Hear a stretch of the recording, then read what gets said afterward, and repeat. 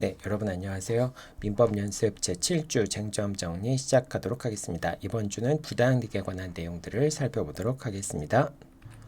부당이득 반환 청구권 행사하기 위해서는 먼저 요건 사실들이 무엇인지 살펴보아야 될 텐데요.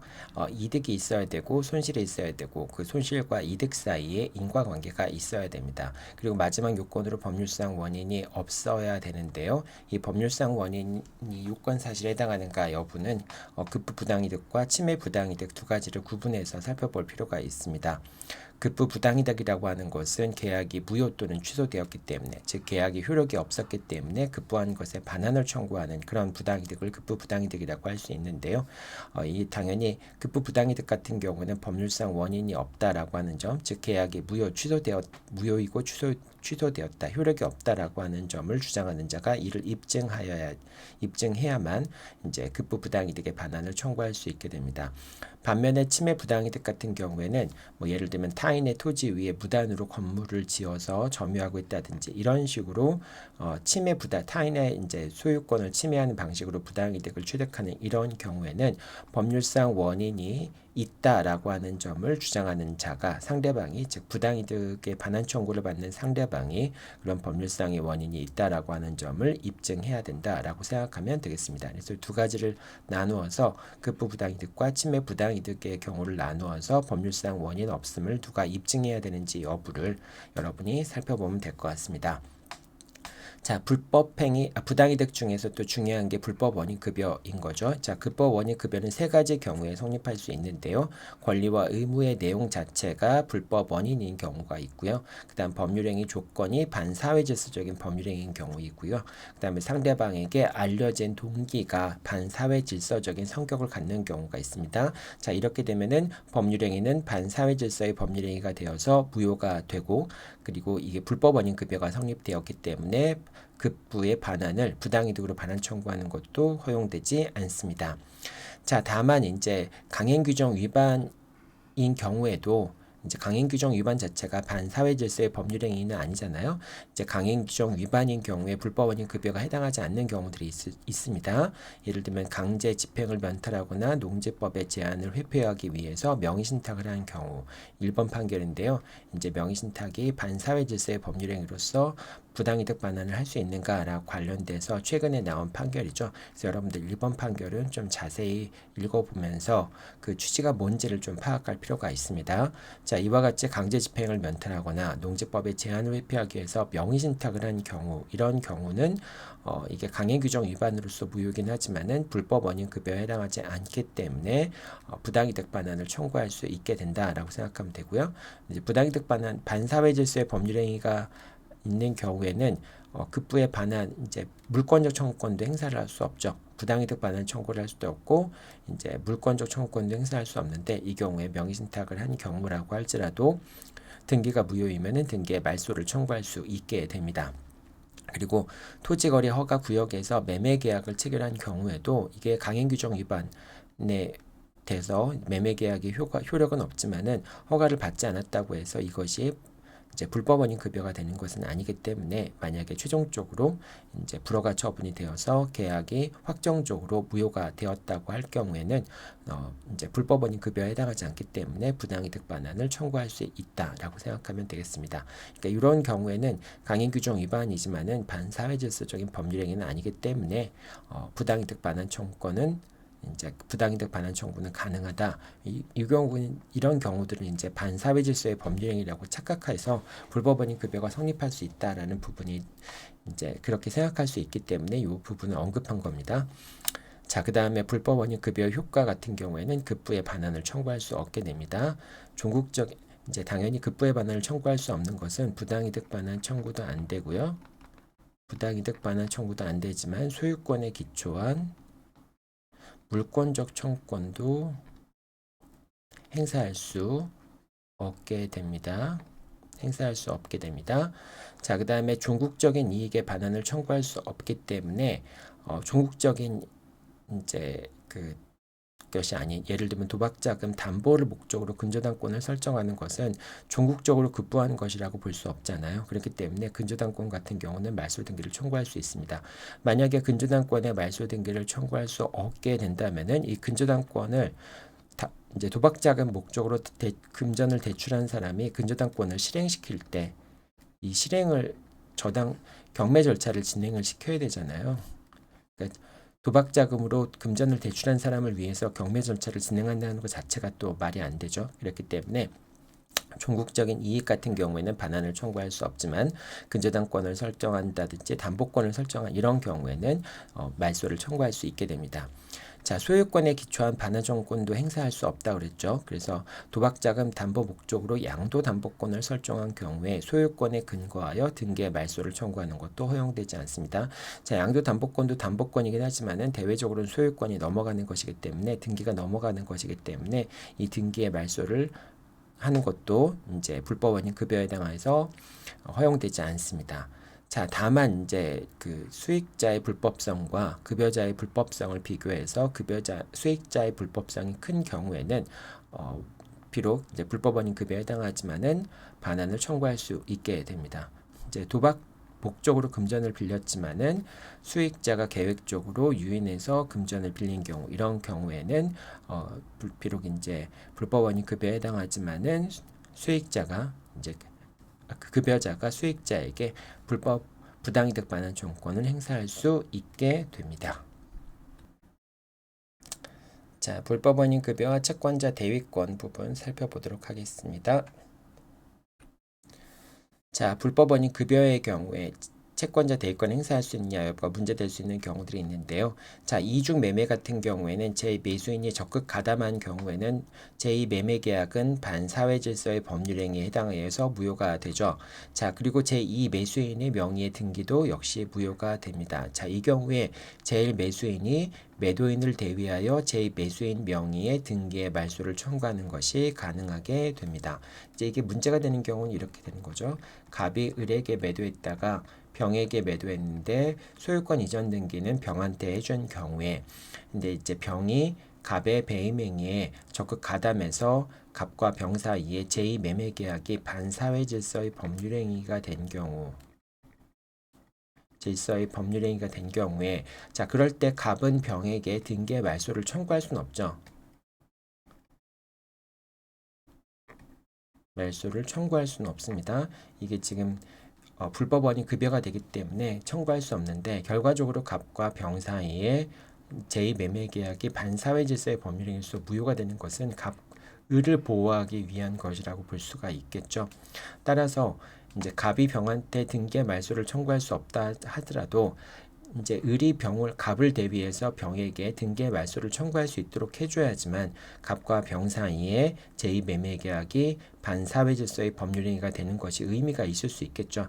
자, 그래서 이런 경우에는 비록 갑은 병에게 불법원인 급여이기 때문에 등기의 말소를 청구할 수 없지만은 을은 갑을 대위해서 병에게 이제 갑이 병한테 등기의 말소를 청구할 수 있는 권리가 인정된다라고 보는 대위 권리가 존재한다라고 보는 것이죠. 그렇게 해서 을이 갑을 대위해서 병에게 등기의 말소를 청구할 수 있다라고 하는 점입니다. 자, 이러한 이중 매매에서의 채권자 대위, 불법원인 급여와 채권자 대위에 관한 법리는 다른 경우에도 그대로 적용되는 경우가 있죠. 예를 들면 취득시효 같은 경우가 그런데요. 이제 갑이 있고 을이 얘가 이제 점유자이고 갑이 소유자라고 얘기해 볼게요. 갑이 소유자이고 을이 점유자인 경우에 취득시효가 완성된 다음에 갑이 물건을 병한테 처분했다라고 한다면은 병은 선의 여부와 상관없이 권리를 취득하게 되죠. 취득시효 완성 후 취득시효 완성 이후에 갑이 병에게 목적물을 처분하게 되면은 병은 선의인지 여부, 취득시효가 완성되었는지를 알았는지 여부와 상관없이 X에 대한 소유권을 취득하게 됩니다. 자, 그런데 이제 갑이 취득시효 완성 이후로 해서 을에게 소유권 이전 등기 의무를 부담하는 상황에서 병한테 처분하는 것은 이제 그 취득시효 완성으로 인한 소유권 이전 등기 의무가 있는 자가 제3자한테 처분한 것이기 때문에 이 경우는 이제 그 갑의 배임행위라고 볼 수 있겠죠. 그것에 이제 병이 적극적으로 가담한 경우에는 그런 경우에는 갑과 병 사이의 매매 계약은 반사회질서의 법률 행위에 해당해서 무효라고 볼 수 있겠죠. 자, 이런 경우에 을은 취득시효 완성을 이유로 해서 갑에게 소유권 이전 등기를 청구할 수 있고요. 그걸 피보전 권리로 해서 갑이 병에 대해서 갖는 말소 등기 청구권을 이제 병의 등기가 무효니까 피대위 권리로 해서 채권자 대위권을 행사할 수 있게 됩니다. 물론 갑과 병 사이의 매매 계약이 반사회 질서의 법률행위이기 때문에 불법원이 급여를 이유로 해서 이제 갑이 병한테 말소 등기를 청구할 수 없다. 즉 피대위 권리가 존재하지 않는다라고 얘기할 수도 있겠지만 결과적으로 갑과 병 사이에 매매 계약이 반사회 질서의 법률행위가 되는 것은 을을 보호하기 위한 것이라고 볼 수 있겠죠. 이게 이제 이중 매매의 법리와 동일하게 적용된다라고 볼 수 있겠죠. 따라서 이런 경우에는 을은 갑을 대위해서 병에게 등기의 말소를 청구할 수 있고, 그리고 다시 또 이제 갑은 병에게 취득시 완성을 이유로 하는 소유권 이전 등기, 취득시 완성을 이유로 하는 소유권 이전 등기를 청구할 수 있게 되겠죠. 자, 마찬가지로 명의신탁의 경우에도 비슷한 문제가 발생할 수가 있습니다. 예를 들면은 명의신탁 계약이 유효한 경우들이 있죠. 지금 설명하는 것은 명의신탁이 유효한 경우를 얘기를 하는 겁니다. 명의신탁 계약이 유효한 경우가 있을 수 있는데 이제 갑이 수탁자이고요. 그 다음에 을이 신탁자인 경우. 뭐 예를 들면은 을이 종중이고 갑이 이제 종원 인 경우 제3자한테 종중의 재산을 신탁하는 경우가 있을 수 있겠죠. 자, 이렇게 수탁자가 명의신탁 계약 관계가 유효한 경우에 수탁자가 대외적으로는 소유자가 되죠. 명의신탁 내부적으로는 이제 을이 소유자가 되겠지만은 대외적으로 형식적으로 법적으로는 갑이 소유자가 됩니다. 자, 이 경우에 수탁자가 병에게 처분행위를 했을 경우에 병은 갑과 을 사이에 매매 계약이 명의신탁 약정이 있었는지 여부를 알았는지 여부와 상관없이 선의 여부와 상관없이 소유권을 적법하게 취득하게 됩니다. 자, 이제 갑이 대외적인 소유자이기 때문에 그렇죠. 자, 그런데 그 수탁자가 배임행위를 한 것에 대해서 병이 적극적으로 가담을 한 경우에는 갑과 병 사이에 매매 계약 자체가 반사회 질서의 법률행위가 되어서 무효일 수 있겠죠. 자, 이런 경우에 신탁자는 명의신탁 약정에 기초해서 갑한테 등기의 말소나 이전 등기를 청구할 수 있는 권리를 피보전 권리로 해서 갑이 병에 대해서 갖고 있는 말소 등기 청구권을 대위 행사해서 병의 등기를 말소한 다음에 그 다음에 갑명의의 등기로 된 다음에 을이 명의신탁 약정을 해지하고 명의신탁 약정 해지에 따른 등기의 말소나 소유권 이전 등기를 청구할 수 있게 되는 것이겠죠. 자, 이렇게 이중매매, 갑과 병 사이의 매매 계약이 반사회 질서의 법률행위가 되어서 채권자 대위권을 행사할 수 있는 경우도 명의신탁의 경우에도 발생할 수 있습니다. 자, 근데 여기서 여러분들이 유의할 것은 만약 명의신탁 약정이 유효하지 않고 무효인 경우도 있을 수 있겠죠. 자, 그런 경우에는 예를 들면은 아까 마찬가지로 갑이 수탁자이고 그 다음에 을이 신탁자이고, 자, 이렇게 갑이 자신의 재산을 을에게 맡겨 놓았을 때 갑과 을 사이의 명의신탁 약정은 무효이고 그 다음에 갑명의의 등기도 무효인 경우가 있을 수 있겠죠. 이거는 이제 명의신탁 약정 자체가 부동산 실명법에 의해서 무효인 경우를 얘기하는 겁니다. 자, 이런 경우에 을은 명의신탁 약정에 있어서 갑이 등기 명의가 됐다 할지라도 여전히 소유권을 갖고 있죠. 등기가 무효이기 때문에 소유권을 갖고 있고 갑도 대외적으로도 대내적으로도 소유자가 아니게 되는 것이죠. 자, 근데 이렇게 수탁자가 제3자한테 팔았을 경우에 제3자는 소유권을 취득하게 됩니다. 명의신탁 약정이 무효인지 그 다음에 명의신탁 약정이 있었는지 여부를 알았는지 여부와 상관없이 병은 소유권을 취득하게 됩니다. 자, 그런데 이런 갑의 배임행위에 병이 적극 가담하게 된 경우에는 갑과 을 사이의 매매 계약은 반사회 질서의 법률행위로서 무효가 되게 되고요. 병의 등기도 무효가 되겠죠. 자, 이 경우에는 갑이 을을 대위해서 병에게 등기의 말소를 청구하는 것이 아니라 갑의 등기도 무효이고 그 다음에 병의 등기도 무효이기 때문에 을이 직접 갑을 상대로 해서 또 직접 병을 상대로 해서 자신의 소유권에 근거해서 등기의 말소를 청구할 수 있게 됩니다. 이제 이 경우에는 을이 갑을 대위해서 병에게 등기의 말소를 청구하는 것이 아니라 을이 갑과 병을 상대로 해서 등기의 말소를 청구하는 것이 되겠죠. 따라서 지금 설명했던 거 반사회질서의 법률행위의 경우에 채권자 대위권을 행사할 수 있다라고 하는 경우는 명의신탁 약정이 유효하기 때문에 소유권을 이제 신탁자가 소유권을 대외적으로 소유권을 갖고 있지 않은 경우에 설명이 적용되는 것이고요. 지금 이렇게 명의신탁 약정이 무효여서 대외적으로 소유권도 신탁자가 갖고 있는 경우에는 신탁자는 자신의 소유권에 근거해서 갑과 병의 등기에 말소를 청구하면 되겠죠. 이 설명은 명의신탁 약정이 유효한 경우에 한정된다라고 생각하면 되겠습니다. 자, 그런데 가등기 담보법의 경우에도 선의의 이제 제3자가 소유권을 취득하는 경우들도 있는데 이 경우에는 선의의 제3자만이 소유권을 취득하게 되잖아요. 그러니까 이제 가등기 담보법에 의해서 소유권이 아직 이전되지 않았다는 것을 모르는 그런 제3자만이 소유권을 취득하기 때문에 뭐 예를 들면은 가등기 담보가 됐었는데 아직까지 청산 절차가 없이 본등기가 경료되어서 본등기가 무효인 경우 또는 청산 절차가 진행되지 않았기 때문에 양도담보권이 아직 실행되지 않아서 소유권이 넘어가 있지만은 완전히 이제 소유권이 담보권자한테 귀속되지 않은 경우 그런 경우에는 만약에 이제 그 가등기 담보권자 또는 양도 담보권자가 목적물을 처분했을 때 제3자는 선의인 경우에만 보호가 되기 때문에 그래서 반사회질서의 법률행위가 성립할 여지가 없는 거죠. 그러니까 제3자가 악이라고 한다면은 또는 적극 가담했다라고 한다면은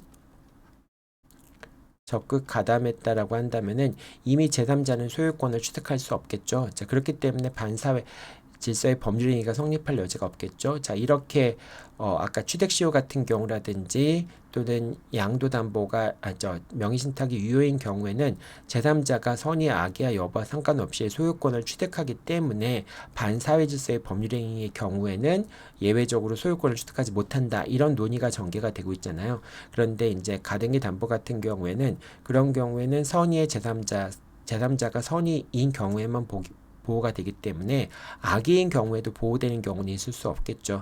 따라서 뭐 적극 가담했다는 얘기는 당연히 악의를 전제로 하는 거잖아요. 이제 그렇기 때문에 가등기 담보 같은 경우에는 이런 경우에는 반사회질서의 법률행위가 성립되는 그런 경우는 생각해 볼 수 없다라고 하는 점도 여러분들 같이 비교해 보면 되겠습니다.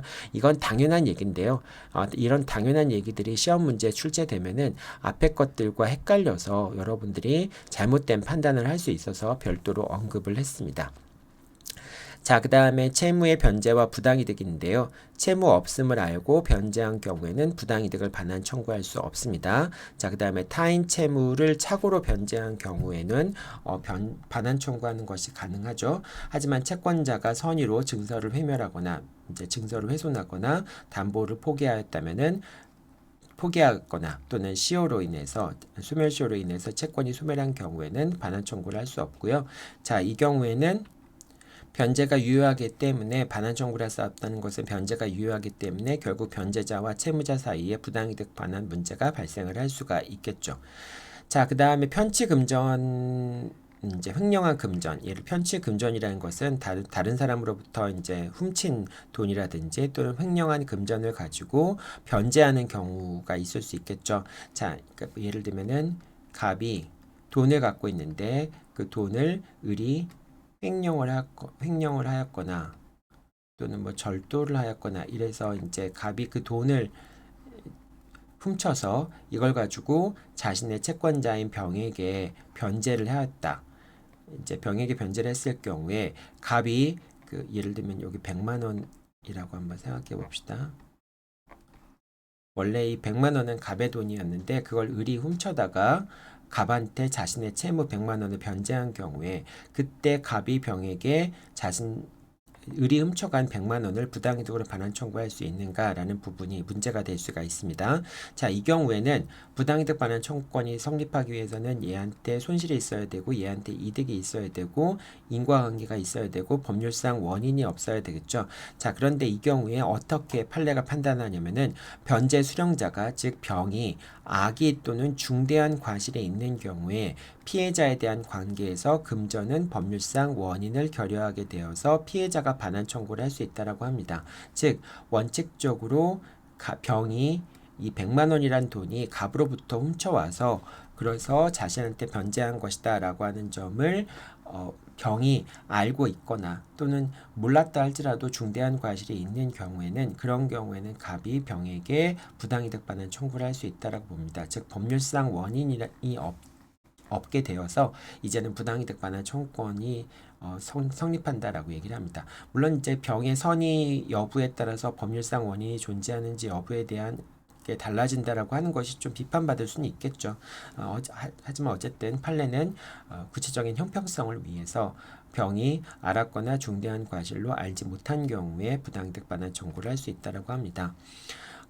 그리고 변제 수령자가 선의이고 또는 중대한 과실이 없다면은 당연히 금전의 취득이 법률상 원인이 존재하기 때문에 이제 취득에 대해서 법률상 원인이 존재하기 때문에 즉 을이 병에게 채무의 변제로서 금전을 지급한 것이기 때문에 법률상 원인이 있는 것으로 보고 그래서 이제 갑이 병에게 부당이득 반환 청구를 할 수 없다라고 하는 겁니다.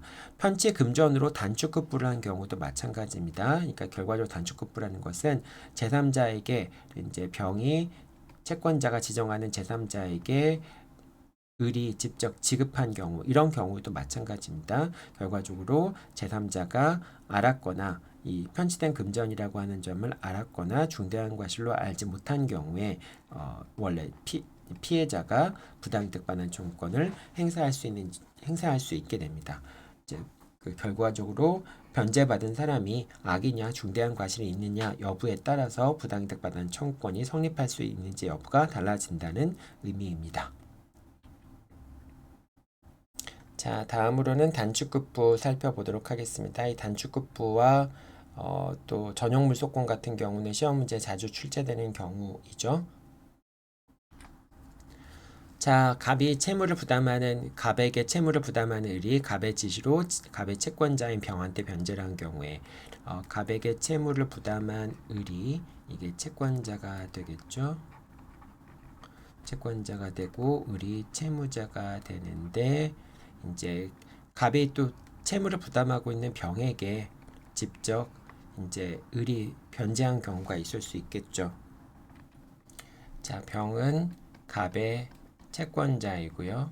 채권자이기 때문에 이렇게 직접 지급하는 경우가 있을 수 있는데 자, 이때 을이 병한테 직접 지급하는 법률관계는 여러 가지 법률관계가 있을 텐데 첫 번째는 이행을 인수한 경우 즉 갑이 병에게 부담하는 채무에 대해서 을이 채무를 갑과 을 사이의 이행 인수 약정에 따라서 을이 병한테 이행하기로 약정한 경우 그런 경우가 있을 수 있겠죠. 자, 이런 경우에 병은 을에 대해서 직접적으로 채권을 가지지 못하죠. 자, 근데 두 번째는 을이 갑의 채무를 병존적으로 채무 인수한 경우 즉 갑이 을의 병에 대해서 갖고 있는 채무를 을이 병존적으로 인수한 경우라고 볼 수 있습니다. 자, 이런 경우에는 갑도 병에게 채무를 부담하고 을도 병에게 채무를 부담하게 되겠죠. 자, 이런 병존적 채무 인수 같은 경우는 제3자를 위한 계약이라고 얘기하죠. 즉 갑과 을 사이의 약정에 의해서 병이 을에게 직접적으로 채권을 취득하는 경우가 됩니다. 자, 그 다음에 갑이 병을 변제 수령자로 지정한 경우도 생각해 볼 수 있습니다. 갑이 병에게 그러니까 을이 변제를 할 때 병에게 변제를 하라라고 해서 병에게 변제 수령 권한을 위임한 경우도 있을 수 있습니다. 물론 이제 이 경우 외에도 갑이 자신이 병에 대해서 부담하고 있던 채무를 을이 면책적으로 인수하는 경우도 생각해 볼 수 있겠죠. 면책적 채무 인수의 경우도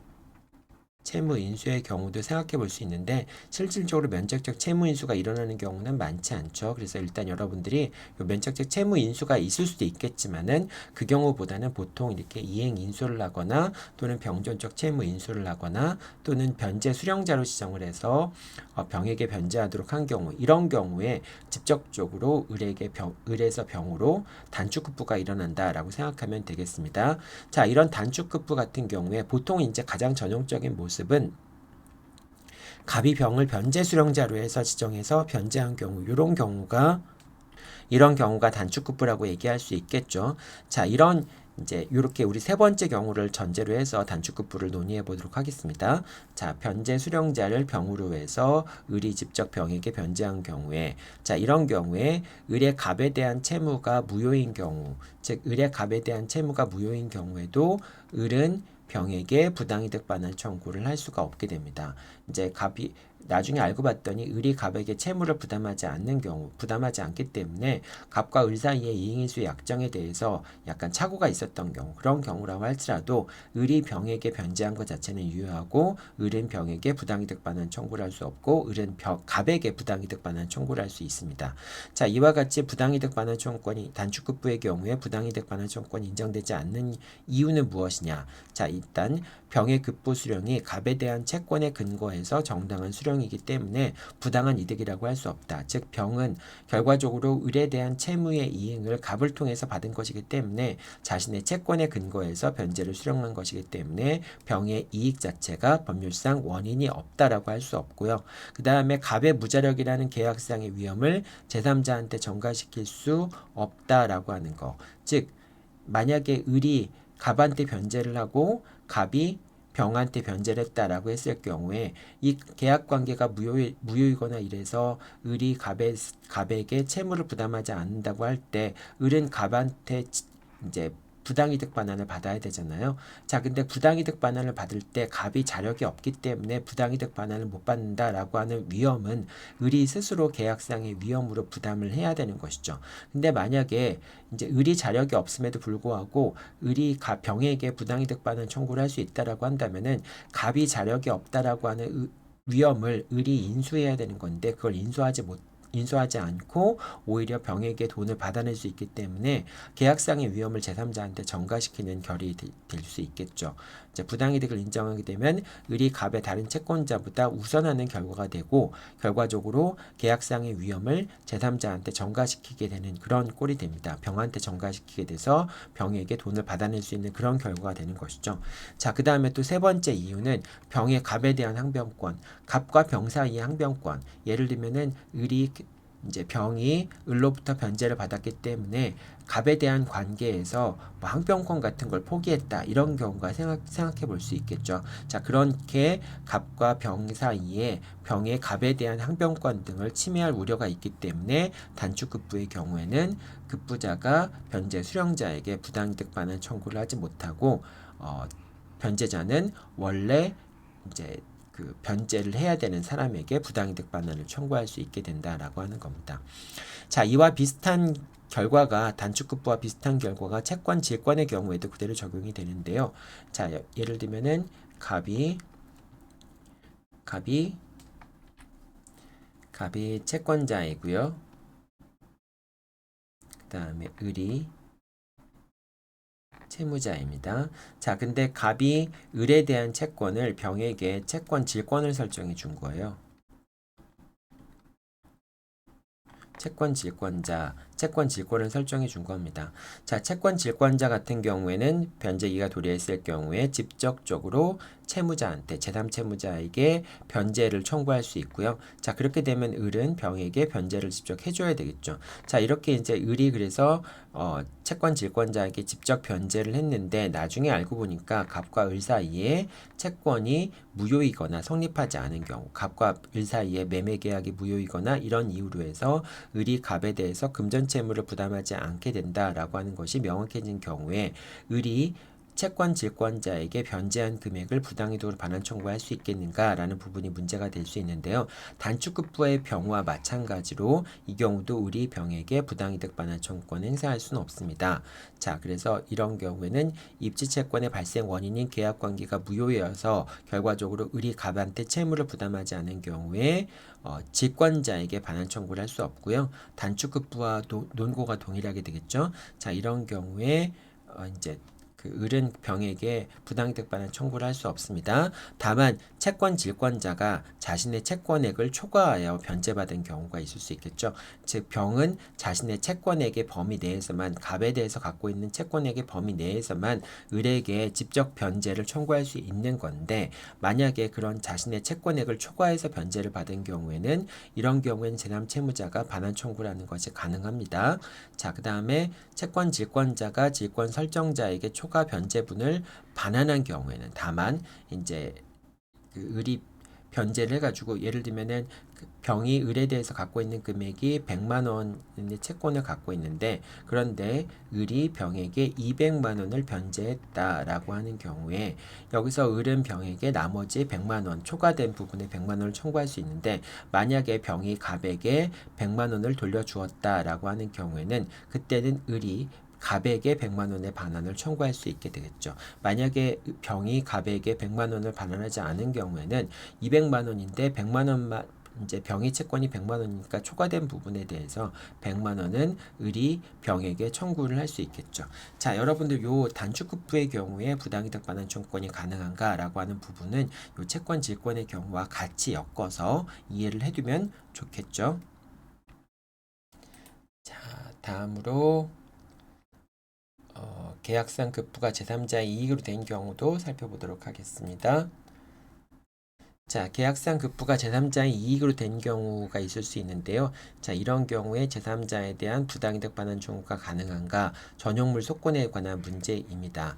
이제 계약상의 급부가 제3자에게 이익이 된 경우에 그러한 급부를 한 자가 제3자에게 부당이득 반환을 청구할 수 있는 권리를 전용물 소권이라고 얘기를 해요. 저렇게 소를 제기할 수 있는 권리를 얘기하는데, 자, 통설과 판례는 전용물 소권을 인정하지 않습니다.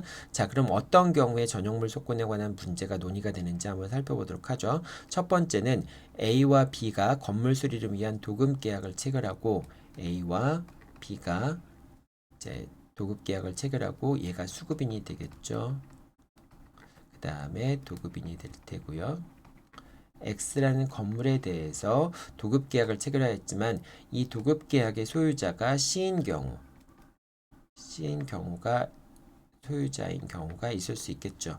자, 이렇게 되면은 B가 자신의 노력을 들여서 건물을 공사를 했을 경우에 가치가 증가했을 수 있을 텐데, 그 증가하는 이익이 C한테 귀속이 될 수, 최종적으로 귀속이 되겠죠.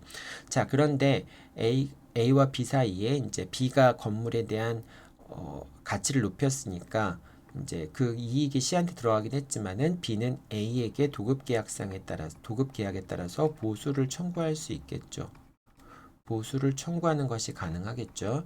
자, 이런 경우에 보수청권을 갖고 있기 때문에 B는 A에게 보수청권을 갖고 있기 때문에 저 목적물에 대해서 공사를 한 것에 대해서 B한테 손실이 있다라고 할 수는 없습니다. 따라서 C한테 B의 공사로 인해서 C가 이익을 얻은 이익이 있지만은 B한테는 손실이 있다라고 볼 수 없기 때문에 결과적으로 만약에 그 B가 A로부터 도급 계약에 따른 보수를 받지 못한다고 하더라도 B가 C한테 부당이득 반환 청구를 할 수 없다라고 하는 겁니다. 자, 만약에 이 경우에 B에게 C한테 부당이득 반환 청구권을 행사할 수 있다라고 한다면은 A가 무자력인 경우에 B가 A의 다른 채권자보다 우대를 받는 결과가 발생을 하고, 결과적으로 A가 이제 책임 재산이 없기 때문에 보수를 받을 수 없는 계약상의 위험을 제3자한테 전가하는, 즉 A가 무자력이어서 B가 채권을 실현할 수 없게 되는 위험을 제3자한테 전가함으로써 B가 그 계약상의 위험을 회피하여 갈 수 있는 그런 결과가 될 수 있는 것이죠. 자, 따라서 이런 경우에 B는 이제 C한테 직접 부당이득 반환 청구를 할 수 없다. 즉 전용물 소권이 인정되지 않는다라고 얘기를 하는 겁니다. 만약에 이 경우에 이제 그 A가 결과적으로 도급 계약상의 비용을 부담해서 목적물의 가치를 올린 거니까 A는 C한테 유익비 상환 청구권, 점유자 회복자의 관계에 따른 유익비 상환 청구권을 행사할 수도 있겠죠. 또는 A가 이제 타인의 재산인 걸 모르고 했을 경우에 오신사무관리에 해당해서 오신사무관리에 따른 뭐 비용상환 청구권이 오신사무관리의 경우에 비용상환 청구권이 인정될 수 있는지 여부가 논란이 될 수 있는데요. 이 부분은 뒤에서 사무관리 부분을 살펴보겠지만 오신사무관리에 해당해서 비용상환 청구권이 인정될 수 있는가라는 부분에 대한 논란이 발생할 수는 있겠죠. 자, 어쨌든 이 경우에 A가 점유자 회복자의 관계에 기초해서 비용상환 청구권을 행사할 수 있는지 여부는 별도로 하더라도 B가 C에게 부당이득 받는 청구권, 자신이 노력으로 인해서 건물의 가치가 증가했다라고 하는 것에 대한 부당이득 받는 청구를 할 수는 없다라고 하는 겁니다. 자, 비슷한 경우가 A와 B가 똑같이 이제 도급 계약을 체결하고 지금은 이제 C가 원래 소유자였다. 그러니까 A가 소유자가 아닌 상황에서 한 건데 A가 소유자인 상황에서 했지만은 A가 C에게 X 부동산을 매도한 경우, X 부동산의 매수인인 경우가 있을 수도 있겠죠. 매수인인 경우를 했을 경우에 자 그런 경우에 이 경우도 마찬가지로 B는 A에게 도급계약상의 보수청구권을 갖고 있겠죠. 따라서 B에게는 손실이 있다라고 할 수 없고 자 그 다음에 결과적으로 B는 만약에 도급계약상의 보수를 받지 못하더라도 C에 대해서 이제 부당이득 반환 청구권을 행사할 수 없습니다. 자, C가 취득한 이익이 법률상 원인이 없는 것이라고 할 수도 없고요. 자, C는 계약에 따라서 매매 계약에 따라서 목적물의 소유권을 취득한 것이니까 그 목적물의 가치가 증가했다고 할지라도 C가 얻은 이익에 대해서 법률상 원인이 없는 것이라고 할 수 없겠죠. 자, 그 다음에 B에게 부당이득 반환 청구권을 인정한다면은 아까도 위에도 말했지만은 A가 무자력인 거, 도급계약상의 도급인이 무자력이라고 하는 위험을 제3자한테 전가할 수 있기 때문에 안 된다라고 볼 수 있겠죠. 자, 그래서 여기서 이제 또 경우에 따라서는 A와 C 사이의 매매계약상의 항변권, C가 갖고 있는 항변권을 B가 이제 만약 부당이득 반환 청구를 하게 된다면은 C가 A에 대해서 갖고 있는 항변권 자체가 침해가 될 수도 있죠. 자, 그렇게 요건 좀 논거가 좀 더 늘어난 거라고 볼 수 있는데요.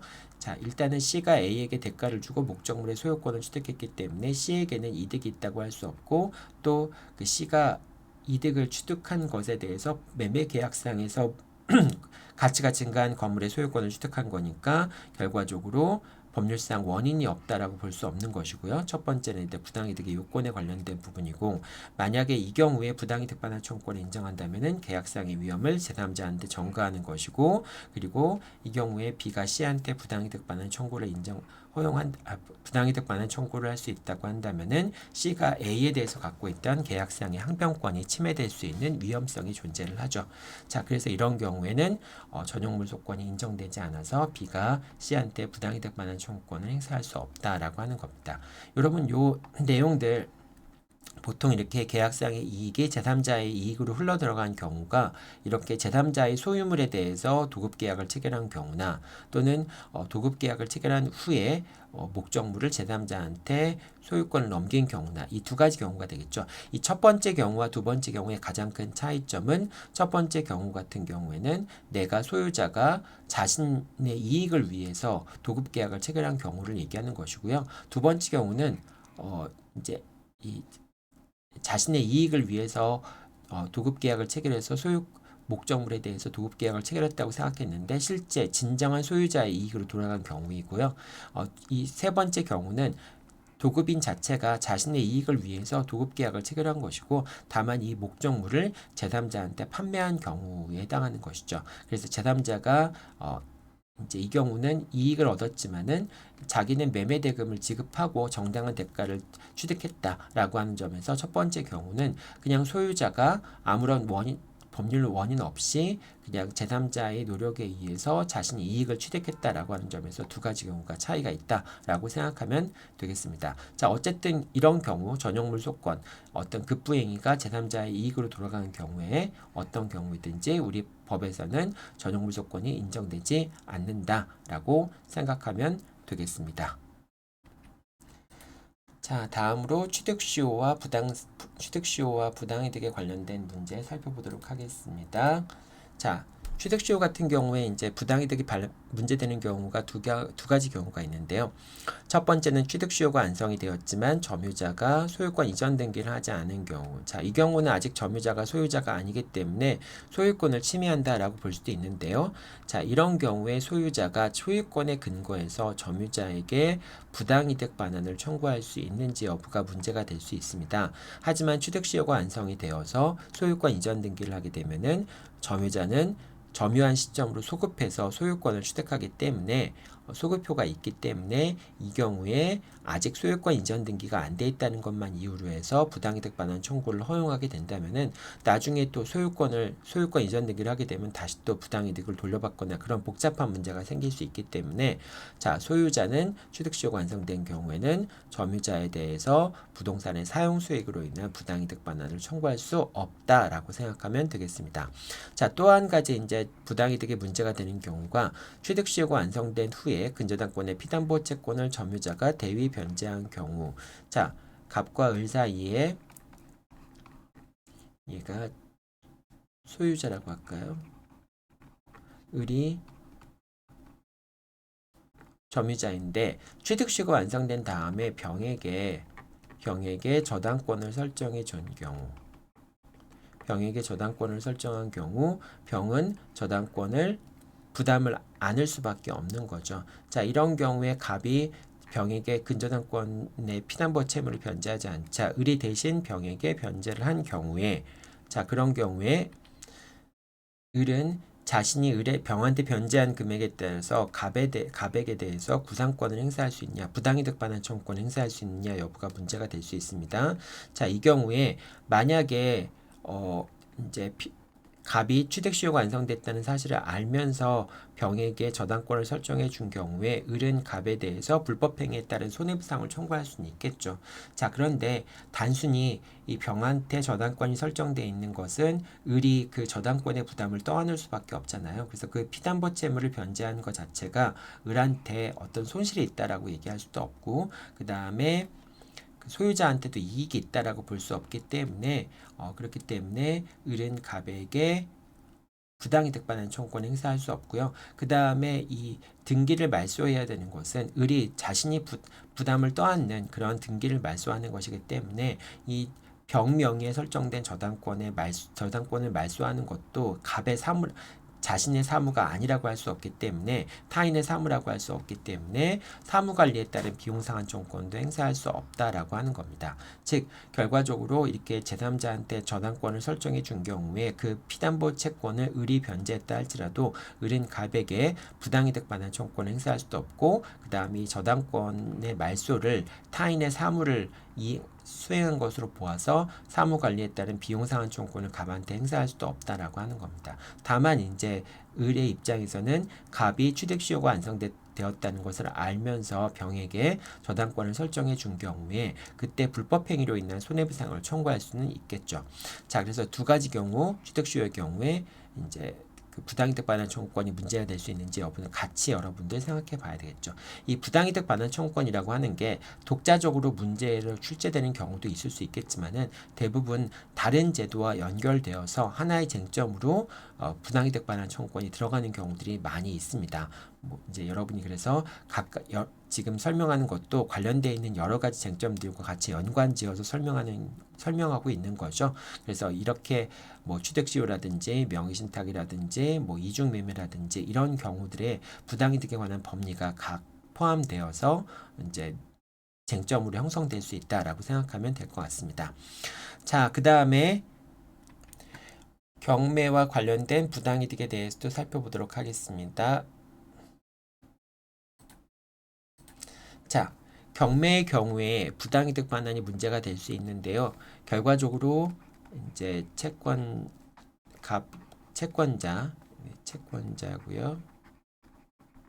그다음에 채무자의 재산이 X가 있는데 이 X에 대해서 채권자가 경매를 신청을 해서 결과적으로 갑의 채권자들이 배당을 받았다라고 하는 경우인데 근데 이 X가 당연히 채무자 소유의 재산이라고 한다면은 그럼 채권자들이 배당을 받는 거나 뭐 그런 게 전혀 문제될 게 없겠죠. 자, 그런데 요 X라는 물건이 을의 소유가 아니라 병의 소유였다라고 하는 경우에 그런 경우라고 한다면은 타인의 재산으로부터 을의 채권자들이 변제를 받은 거잖아요. 그러니까 타인의 재산으로부터 채권자들이 변제를 받은 거니까 이거는 이제 부당이득 반환 문제가 생길 수가 있겠죠. 자, 이런 경우에 요 X라는 물건이 동산이냐 부동산이냐에 따라서 부당이득 반환을 누가 청구할 수 있는지 여부가 달라지게 됩니다. 왜냐하면 X가 동산인 경우에는 선의취득이 인정이 되고 부동산인 경우에는 선의취득이 인정되지 않기 때문에 그러는 거죠.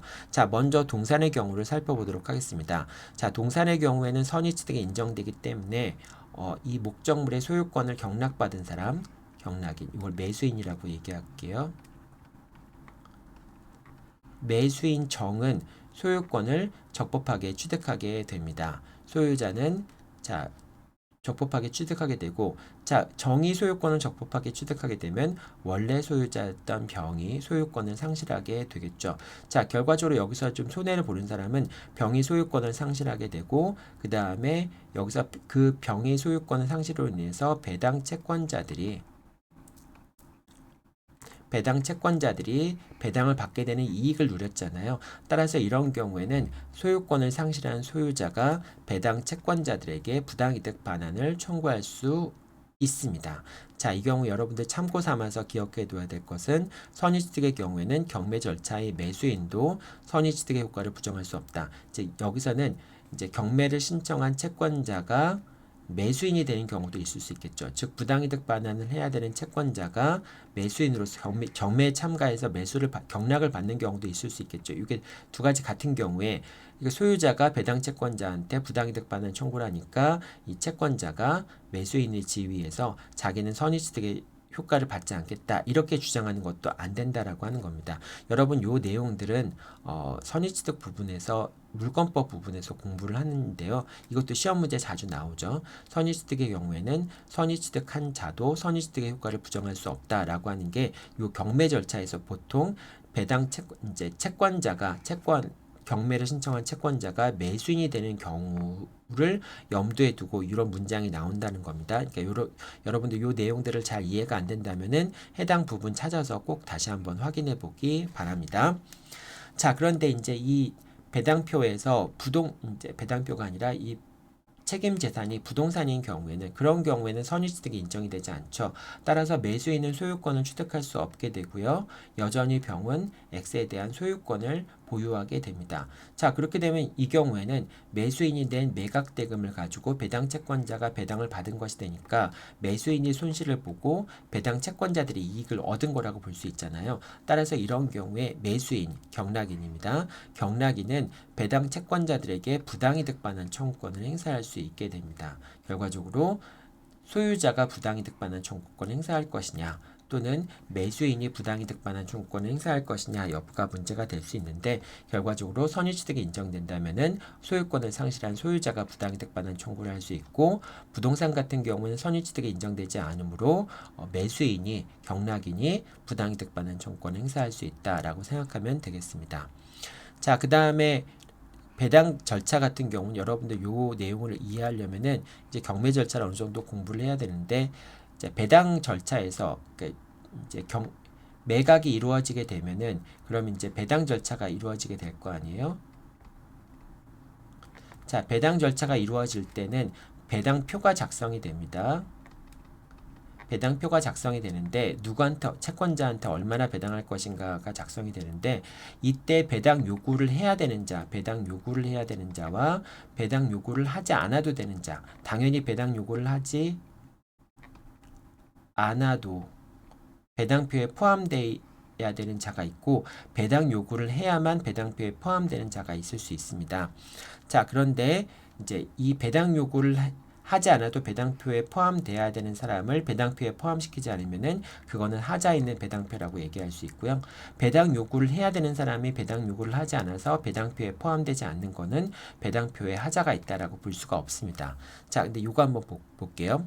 하자 있는 배당표라고 하는 것은 배당 요구에 당연히 포함되어 있는 사람, 포함되어야 하는 사람이 배당표에 포함되지 않은 경우를 얘기한 겁니다. 자, 근저당권이 불법 말소되었기 때문에 불법 말소되었다라고 하더라도 근저당권은 여전히 유효하죠. 자, 그렇기 때문에 근저당권자가 배당표에 포함되지 않는 경우에는 그 배당표에 하자가 있다라고 볼 수가 있습니다. 자, 이 경우에 근저당권자는 다른 배당 채권자들에게 배당받은 금전, 이제 근저당권자가 배당표에 포함되었다면은 우선 변제를 받을 수 있었는데 근저당권자가 포함되지 않았기 때문에 배당을 받은 채권자들이 있을 수 있겠죠. 자, 그래서 그런 채권자들한테 우선권이 있는 근저당권자는 배당받은 금전 또는 배당금 청구권 자체를 부당이득으로 반환 청구를 할 수 있습니다. 자, 이 경우에 저당권의 등기는 저당권의 존속 요건이 아니므로 저당권이 말소되었다고 해서 근저당권자는 다른 배당 채권자들에게 부당이득 아니 이제 존속 요건이 아니기 때문에 근저당권이 계속해서 존속하는 것으로 볼 수 있고요. 따라서 근저당권자가 우선 변제를 받지 못했을 경우에는 다른 배당 채권자들에게 부당이득 반환 청구권을 행사할 수가 있게 됩니다. 자, 그런데 배당 요구를 해야 되는 사람이 배당 요구를 하지 않아서 배당표에서 빠진 경우에는 그런 경우에는 배당표에 하자가 있는 것으로 볼 수 없습니다. 그래서 우선 변제권이 있지만 배당 요구 이제 주택임대차보호법이나 상가건물 임대차보호법상에 우선 변제권이 있는 임차인 같은 경우에는 당연히 배당되는 것이 아니라 배당 요구를 해야지만 배당이 되는 것이죠. 따라서 배당 요구를 하지 않아서 배당을 받지 못한 경우에 그런 경우에는 배당표에 하자가 있다라고 볼 수 없습니다. 따라서 원래 배당 요구를 했으면은 우선 변제 받을 수 있었지만 배당 요구를 하지 않아서 우선 변제를 받지 못했다고 하더라도 다른 채권자들에게 부당이득 반환을 청구할 수는 없게 됩니다. 그래서 이 배당표에 하자가 있냐 없냐에 따라서 부당이득 반환 청구 여부가 달라진다라고 생각하면 되겠습니다. 자, 다음으로 공유관계와 부당이득 부분 살펴보도록 하겠습니다. 공유에서는 공유물을 배타적으로 사용하는 경우에 부당이득 반환 문제가 될 수 있고요. 또 제3자에 대한 관계에서 부당이득 반환 여부가 문제가 될 수 있습니다. 자, 과반수 지분권자는 공유물을 배타적으로 사용할 수 있습니다. 하지만 과반수 지분권자가 공유물을 배타적으로 사용 수익하더라도 사용 수익하지 못하는 소수 지분권자에게 지분 비율에 따른 부당이득을 반환해야 됩니다. 즉 과반수 지분권자는 공유물의 사용수익 방법, 관리 방법을 단독으로 결정할 수 있지만 그렇다고 해서 공유물에서 나오는 수익을 혼자 단독으로 소유할 수 있다라고 하는 것은 아닙니다. 그렇기 때문에 과반수 지분권자가 공유물의 사용수익 방법을 결정해서 본인이 배타적으로 사용수익한다 할지라도 소수 지분권자에게 지분 비율에 따른 부당이득을 반환해야 됩니다. 자, 그 다음에 이제 이 부분도 있는데요. 과반수 지분권자가 수익을 한다라고 하는 얘기는 임대차 계약을 체결해서 차임을 받는다라고 하는 걸 의미하는 것이죠. 그래서 과반수 지분권자 임대차 계약을 체결하는 것은 당연히 공유물의 관리 방법으로서 유효하기 때문에 이 경우에 임차인에게 부당이득 반환을 청구할 수 없습니다. 그러니까 예를 들면은 갑 1과 갑 2가 이제 공유자인데 갑 1의 지분이 3분의 2, 갑 2의 지분이 3분의 1이었을 경우에 갑은 과반수 지분권자이기 때문에 공유물에 대해서 단독으로 유효하게 임대차 계약을 체결할 수가 있겠죠. 그래서 갑과 을이 임대차 계약을 체결한 경우에 이 경우에 이제 갑이 을로부터 차임을 받을 거 아닙니까? 이 차임이라고 하는 것은 법정 과실이 되겠죠. 법정 과실, 차임을 받는다라고 하는 건 수익을 한다는 얘기고 법정 과실을 취득한다는 얘기인데 이때 을이 갑으로부터 이제 갑일이 을로부터 차임 법정 수익 법정 차임 상당 과실 상당의 수익을 얻었을 때 그거에 대해서 갑 2에게 부당이득 반환 의무가 있겠죠. 3분의 1 지분의 비율에 따른 부당이득을 반환해 줘야 되는데 이때 갑 2가 을에게 부당이득 반환 청구를 할 수는 없습니다. 임차인 같은 경우는 적법한 임대 권한을 갖고 있는 갑 1과 임대차 계약을 체결해서 목적물을 사용 수익하는 것이기 때문에 그 을의 사용 수익에 대해서는 법률상 원인이 없다라고 할 수 없으니까 갑 2가 을에게 부당이득 반환 청구를 할 수는 없습니다. 당연히 이 경우엔 이제 갑 2는 갑 1한테 부당이득 반환 청구를 해야 되고요. 만약에 소수 지분권자가 임대차 계약을 체결했다라고 하면은 그 경우에는 소수 지분권자 자체는 임대차 계약을 체결할 수 없기 때문에 그 임차인에 대해서는 부당이득 반환 청구, 다른 공유자가 부당이득 반환 청구를 할 수 있게 됩니다. 자, 그 다음에 공유자는 공유물의 불법 점유자에 대해서 단독으로 보존행위하는 것이 가능하고요.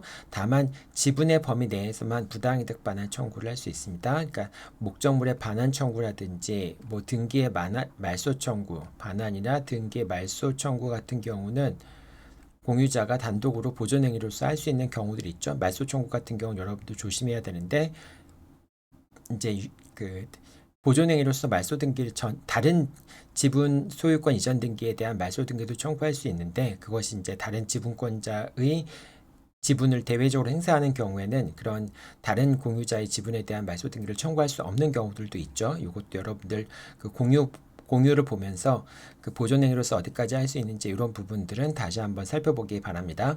자, 어쨌든 이렇게 할 수 있지만은 부당이득 반환 청구는 지분의 범위 내에서만 할 수 있다라고 하는 점 꼭 기억해 두기 바랍니다.